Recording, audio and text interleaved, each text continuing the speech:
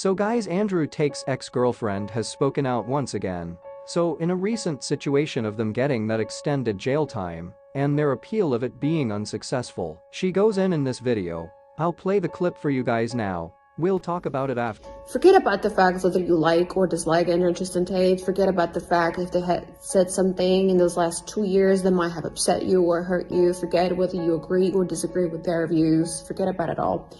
And now try and see it from a different perspective. Imagine if that was you.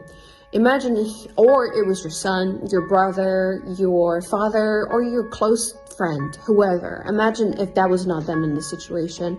How outraged would you be if this happened to them? How outraged would you be if your son got taken to a jail while they have no evidence against him and he got now 2 months to be sitting in a jail? Because that's what's happening right now.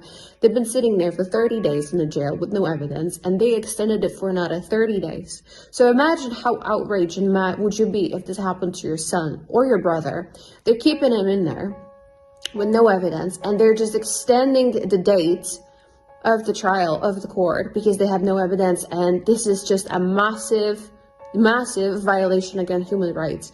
Imagine how mad and how outraged would you and your friend and your entire family be if to see this injustice. Now, forget about the fact that it's Andrew Tate. Imagine if there was a different perspective. How outraged and mad would you be?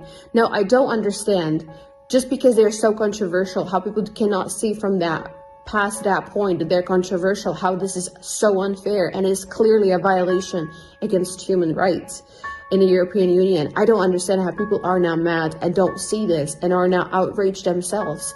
If this happens to them, I am worried this can happen to anyone at this point. There is definitely a lot of corruption in this case, which is not being emphasized by the mainstream media right now. But we got a lot of updates coming around this situation, so stay tuned to the channel by leaving a like and subscribing with the notification bell.